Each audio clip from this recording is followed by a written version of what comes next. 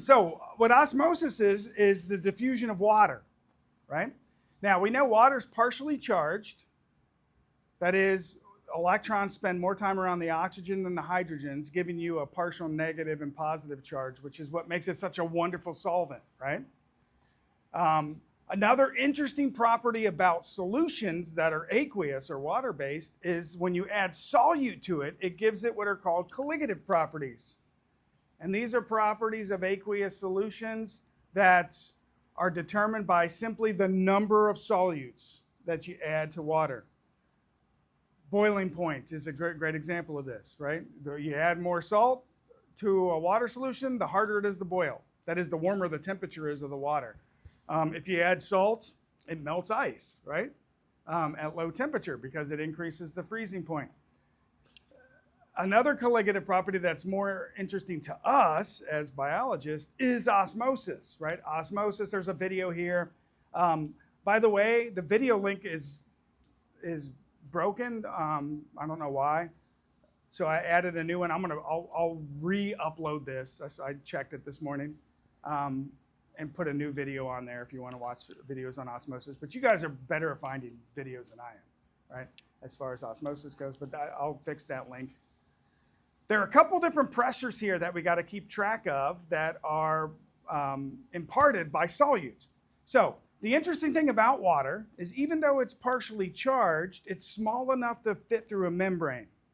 It can work its way through the hydrophobic layer, and so it can move across the membrane if there's a difference in water concentration.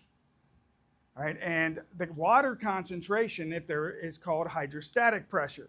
So hydrostatic pressure, and again, we're not doing physics here, so I'm going to oversimplify things biologically.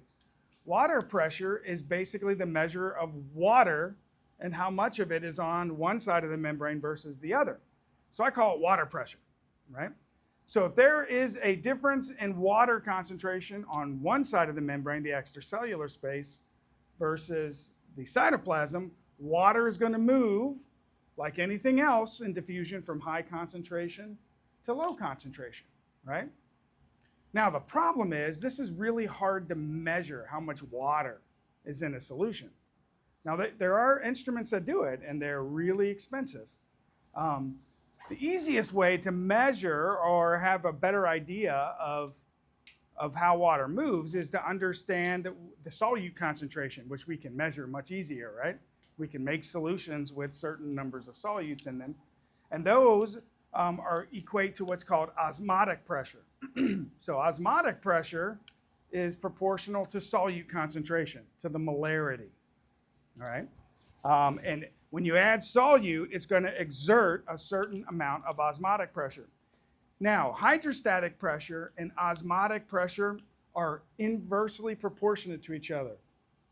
Again, oversimplifying a little bit, but what I mean by that is if osmotic pressure is high, water pressure is low, right? If osmotic pressure is low, water pressure is high. Why? Because osmotic pressure is a direct kind of measure of solute concentration. The more solute in the solution, the less water, right? The less solute in the solution, the more water, right? Now, in the body, we don't want to move water around, typically. We want to keep it the same on either side of the membrane in most cases. Therefore, cells are going to try to maintain solute concentrations that are equivalent or equal to that of the extracellular space, right? And so water will still move, but it will move equally. It's not going to move from directionally from one side to the other. Now, we measure osmotic pressure as osmolarity. All right. Now, in the body, we work in milliosmoles. All right. You can work in osmolarity, but typically, and I'll go ahead and just teach you this right now, a cell or a body fluid, typically the cytoplasm is 300 milliosmoles. All right, it has that much osmotic pressure based on its solute concentration. All right, based on its solute concentration. Now, osmolarity can equal molarity, but often they don't. They're not directly proportionate to one another. And I'll give you examples of that in a minute based on what type of solute that we're dealing with. Now, obviously, very large concentration gradients of water are very dangerous to us, right? Because they're going to cause cells to swell or shrivel and affect, the biochemistry, the homeostatic conditions of the cytoplasm. Cells are like balloons. They can only hold so much water. The more water they take up, the more they swell. They're going to rupture eventually, right? And that's a bad thing. Now, in plants, it's not that big of a deal. I know this is animal physiology, right? In plants, plants can deal with severe dehydration and also severe hydration because of their cell walls. We lack those cell walls. And so we spend a lot of time homeostatically in regulating solute concentration so that our water concentrations are equivalent. Okay? All right, so far so good? Osmotic pressure versus hydrostatic pressure? Now, if you look at this picture here, all right, so we got a membrane between these two solutions in a beaker, and we put an impermeable solute in here for now, right? To understand it easily. So impermeable means the solute, the green balls here, let's just say it's sodium chloride, can't cross the membrane, right? But if we have different concentrations of sodium chloride, a higher concentration or higher molarity on one side versus the other, then we're going to have differences in water concentration, all right? Now, that never made sense to me until a chemist explained it to me, all right? So another way to think about this is free water molecules that are not interacting with solute. To dissolve something, water has to surround it, right? Those water molecules that are surrounding the solute and pulling it in solution are not available to move, right? Because if I have 100 water molecules around a sodium ion, and the sodium ion can't pass through the membrane, either can that 100 water molecules, right? And so you're removing water, free water, from a solution if you add more and more solute to it, because more and more of the water molecules are interacting with the solute. Does that make sense? So you have a lot less free water molecules on this side versus this side, right? So you have number 2. If you look at number 2, 2 has high osmotic pressure, right? Therefore, low water pressure.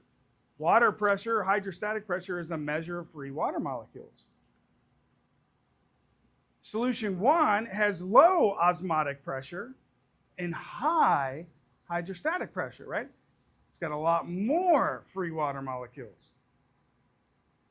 Therefore, water is going to want to move because there's a concentration difference. And water is going to move towards solution 2. So osmosis is going to happen, and water is going to continue to move from compartment 1 across to 2 until water concentration equals each other, right? And so notice your solution drops in compartment 1 and goes up in compartment 2, doesn't it? Right? If this were a cell, it would swell, wouldn't it? But here we're just got a membrane spanning between two solutions.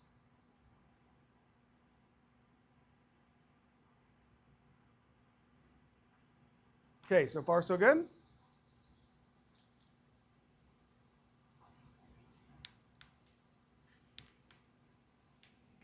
Maybe?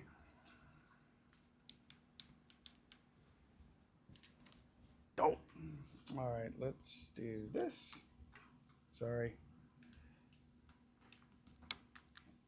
For some reason, the little receiver won't work unless it's plugged directly into the computer, which is strange. All right, there we go. All right, so now, hopefully in your general biology class, you've seen these terms before, right? Isoosmotic, hypoosmotic, and hyperosmotic, right? These words, iso, hypo, and hyper. Now, remember, these terms, osmotic is measuring osmolarity. So it's an indirect measure of water, isn't it? So an isoosmotic solution has equal numbers of solutes between two solutions separated from a membrane. Now, it's important when we're using osmotic or osmolarity, the solution contains 300 milliosmoles of solute, regardless of its composition or its ability to penetrate the membrane. Osmolarity is simply a direct measure of solute concentration. Okay? So an isoosmotic solution is equal to 300 milliosmoles of solute within that solution, because I just told you that's what the inside of the cytoplasm is, right?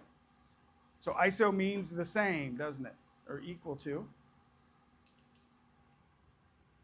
So if I put this is called, just like the picture, this is a red blood cell. If I put this red blood cell in 300 milliosmoles of sodium chloride, those are isoosmotic, right? They have equal numbers of solute, therefore equal numbers of water molecules. So the cell's not going to do anything. It's going to be happy. A hyperosmotic, hyper means more, osmotic means solute. So a hyperosmotic solution has more solute, therefore less water, because hydrostatic pressure is opposite that. So if I put a solution of 400 milliosmoles on the outside and 300 milliosmoles on the inside, then that solution is hyperosmotic to the cell, right? It has more solute, greater than 300, than the cytoplasm does.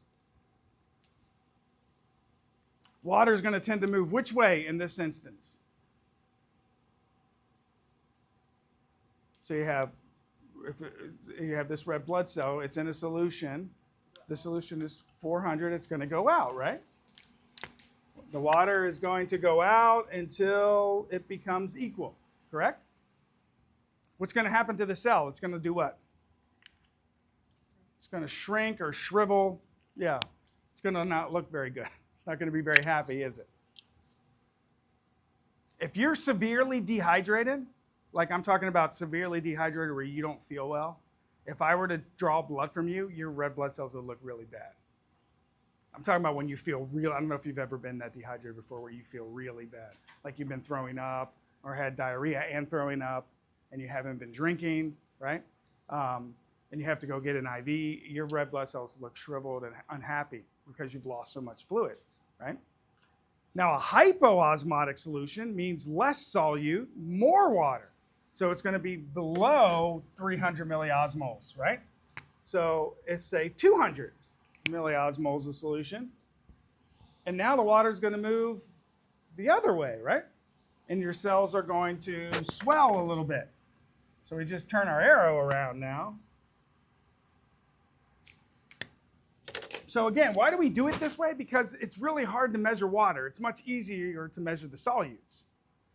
You can buy a device called an osmometer, and it looks like a long pencil, and you stick it into solution, it'll tell you the osmolarity. It costs about $5,000, $3,000, $2,500, something like that now. They're really expensive. They're really expensive. I don't have one. I wish I did. That would be great. But that's all osmolarity is. It's a direct measure of the solute, regardless of what solute it is. It doesn't care. It's simply a measure of solute concentration. Okay? Now, have you guys heard of tonicity? Instead of using isoosmotic, you use isotonic, hypertonic, and hypotonic. And typically in a freshman biology course, they use osmolarity and tonicity equally, right? And they're not. They're very different. They're very different definitions. But the reason that they teach it that way in freshman biology is not because it's wrong, it's because they only talk about salt solutions or sugar solutions. They don't give you some solutions where the solute might not be hydrophilic. The solute might be hydrophobic, right? And if you have a hydrophobic solute, then you got to worry about it moving, don't you? Because it can cross the membrane. Then it becomes a little bit confusing, okay? Why am I teaching you this? Because in physiology, it's really important to understand not only how much solute you have, but what solutes are there. right? Particularly if you're going into the medical field. If you hook up an animal or a person with an IV that doesn't have the right solute concentration, it's called lawsuit, right? You're going to, either make somebody very angry if you kill their dog, or, have a lawsuit on your hands if you kill a human. It's happened, right? When people do osmolarity miscalculations, if you will, in their IV bags. So let's talk about the difference between osmolarity, which is simply a measure of the solute no matter what it is, and we're comparing it to 300, to what tonicity is. So tonicity is the definition is going to slightly change. So isotonic means the solution has the same concentration of non-penetrating solutes. I've changed the definition a little bit for you. So an isotonic solution has at least 300 milliosmoles of non-penetrating solute. A hypertonic solution has higher than 300 milliosmoles of non-penetrating solute. Hypotonic has less than 300 milliosmoles of non-penetrating solute. So I say non-penetrating because you can add penetrating and non-penetrating solutes. So when I say non-penetrating, that is something that's hydrophilic, like a salt, or something that's polar and large, like glucose, versus something that's hydrophobic, like glycerol, or some other solute that can actually move across the membrane because it has hydrophobic tendencies.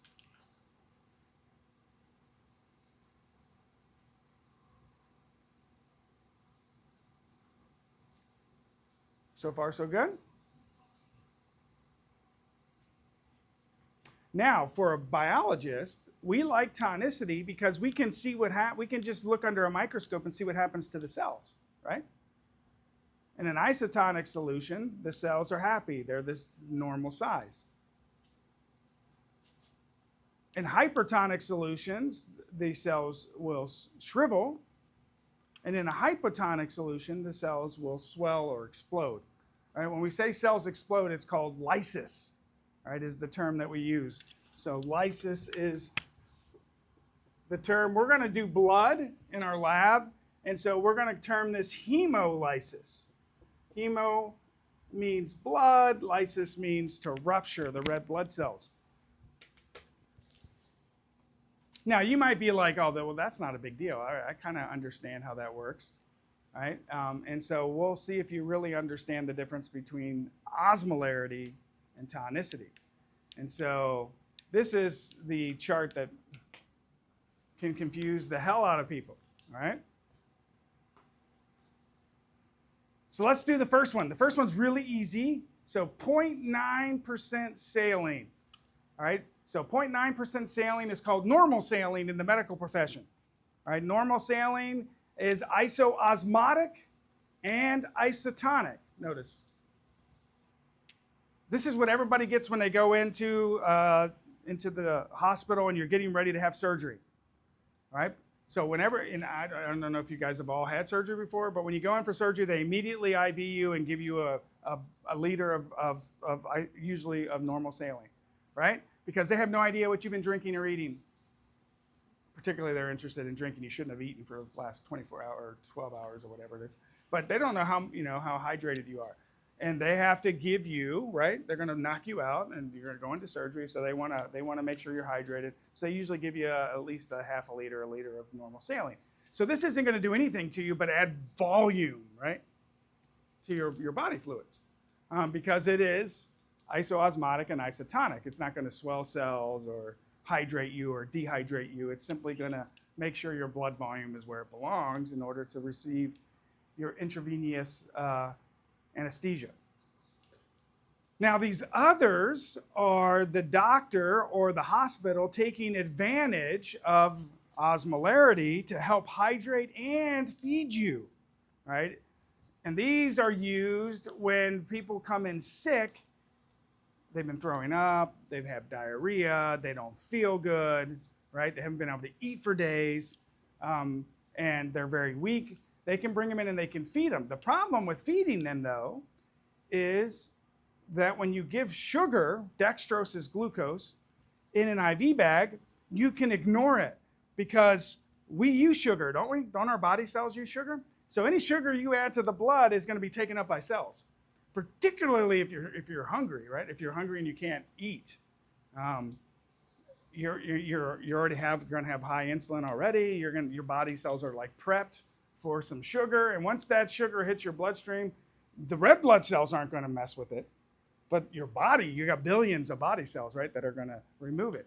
So in reality, you can ignore the dextrose in these solutions and pay attention to the other parts of each of these solutions. So check the first one out.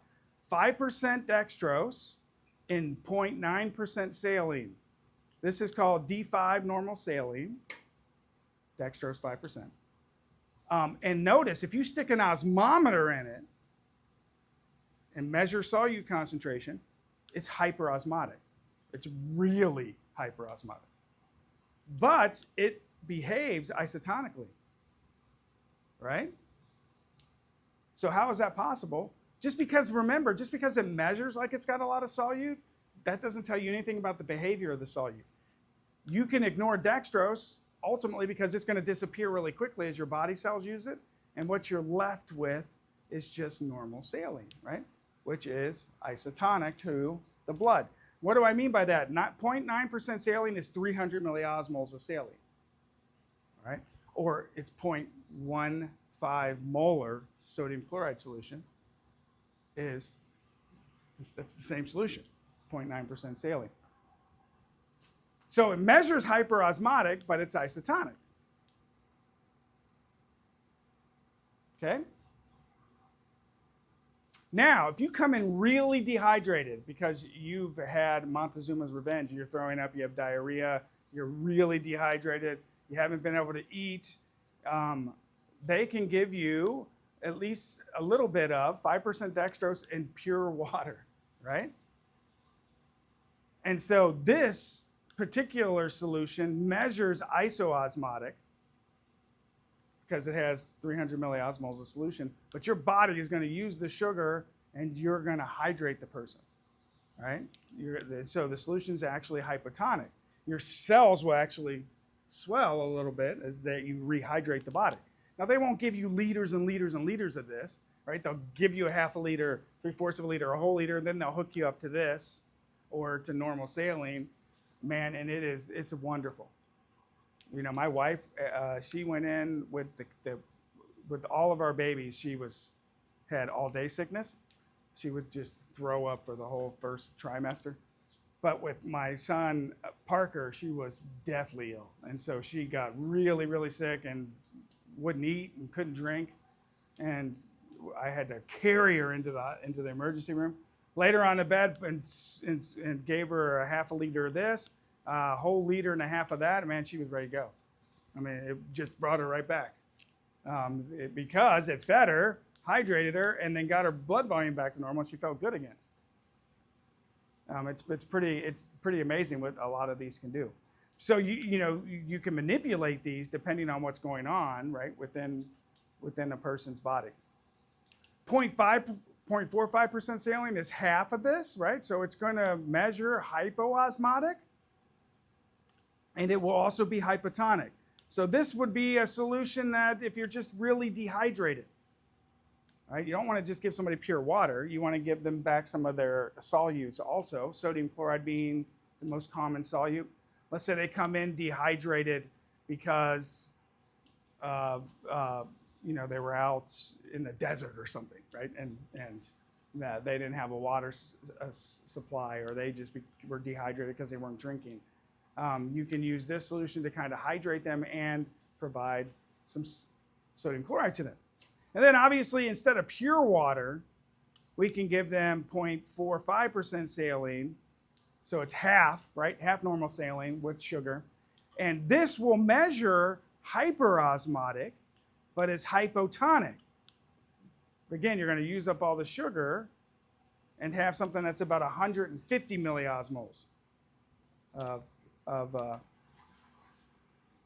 sodium chloride. So this is a little chart that kind of charts that, right? And so when you go to look at this and understand this table and talk it out with somebody, which you can do with the questions. I put this as one of the questions on that osmolarity question sheet. You should really go through all of the other questions first and all of the lecture and then explain these to yourself so that they make sense to you, right? How something can measure hyperosmotic but be hypotonic, right? Or how something can measure hyperosmotic and be isotonic. I mean, it's all based on really paying attention to the non-penetrating solutes, not the ones that are used by cells. The most confusing thing about this for me when I learned this was that dextrose, we know, is polar and won't pass the membrane, but it gets into cells, doesn't it? It gets into cells because they have glucose transporters. Now, in our lab, I'm going to use sugar solutions, and I'm going to call it a non-penetrating solute because red blood cells do not use sugar. They don't use sugar to make ATP because that requires the burning of oxygen, doesn't it? Right? Red blood cells, why don't red blood cells want to burn oxygen?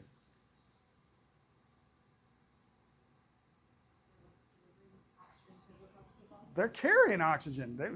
They don't want the cells using it, right? You want them to rely on some other way to burn sugar. So they don't move a lot of sugar, right? They're not going to move a lot of sugar, and so when we use red blood cells, we're only using red blood cells. We're not injecting it into the body. So when we do these sheep blood experiments next week, we'll use some different sugar solutions that are also non-penetrating with red blood cells.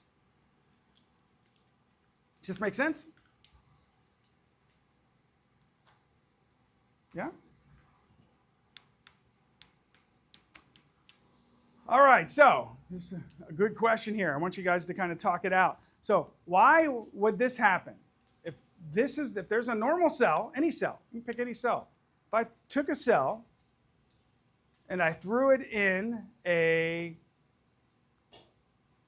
isotonic solution.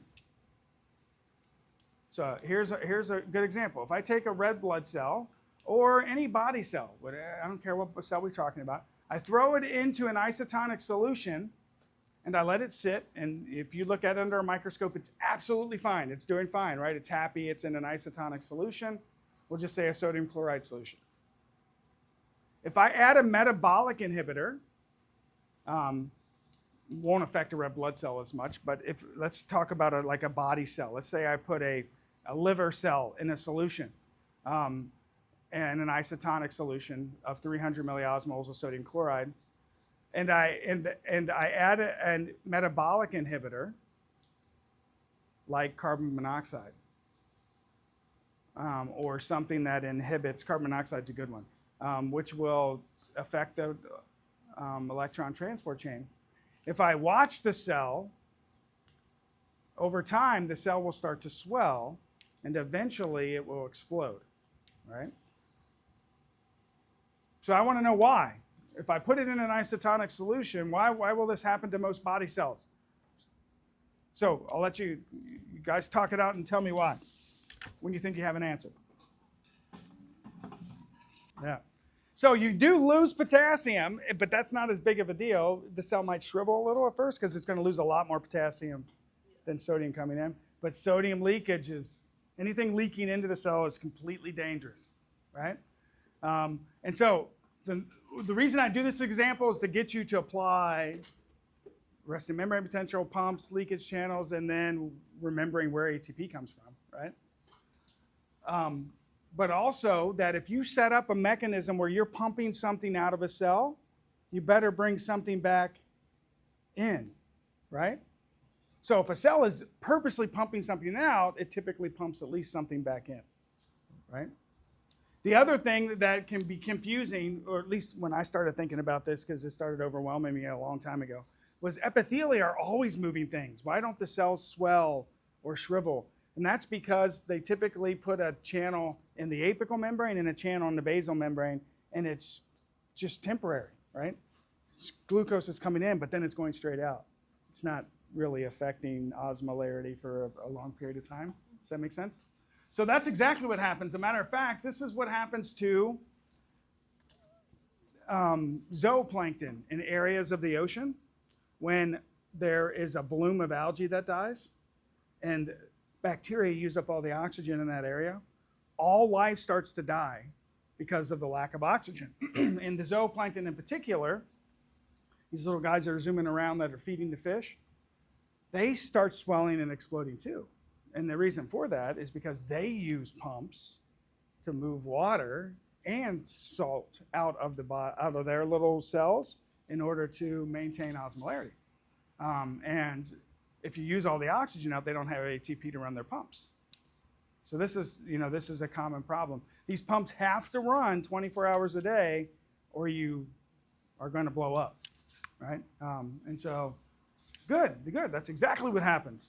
Perfect. Oh, I've been running that the whole time.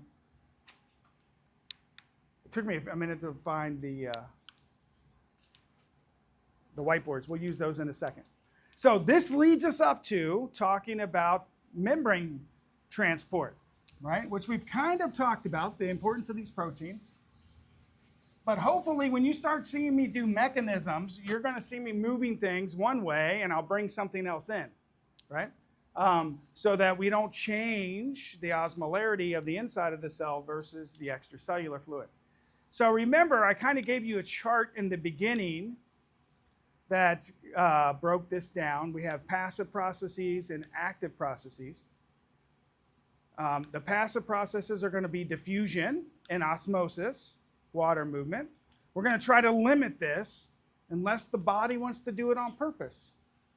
Right? And I'm going to give you an example of that. And then we got active processes. These require no ATP or no energy, right? They just happen because of concentration differences between two fluids in a membrane. And it's all built into the molecular movement of solute in water. Active processes require ATP, and they're going to be moving things against their concentration gradient or moving large amounts of material from one compartment to the next. So we got primary active transport, pumps, secondary active transport, which uses the gradients produced by pumps, and then we have another category underneath here that we call penocytosis, or we'll just call it endocytosis and exocytosis, right? Which involves the membrane and moving large amounts of material from one side of the membrane to the other. That requires the actin belt to buckle the membrane, to manipulate the membrane, and that requires ATP because you're using motor proteins to do that, right? So here's some pictures. Here's a big one here, the difference between these two. They're both diffusion, which means you're moving from a high concentration to a low concentration across the membrane. The difference between the two is one requires help, facilitated diffusion. You need a protein to help. The other one does not. So passive diffusion happens with hydrophobic materials. If there's a high number of hydrophobic materials outside of a cell and that hydrophobic material is not too big, it can cross the membrane all by itself, right, from high to low. It doesn't need any help. Facilitated diffusion. If I want to move glucose from the extracellular fluid into the cytoplasm, I need help, right, because glucose is polar. To do that, I need a channel or a transporter. And so facilitated means help. I help with diffusion. Water is really interesting. The coolest thing about water is it can do both of these. Water can passively diffuse, but remember I told you it's partially charged, right? So it's slow leakage. If I want to move a lot of water really fast, then I use a water channel to do that. And if I add a water channel, then the water moves really quickly down its concentration gradient. And those water channels, we're going to talk about them in the kidneys, are called aquaporins. And there are a whole bunch of different subclasses of them. But they are a water hole, right? or a water pore. And so in the kidneys, for example, we use aquaporins to move water and concentrate urine. So we'll come back and talk about aquaporins and how they allow water-facilitated diffusion.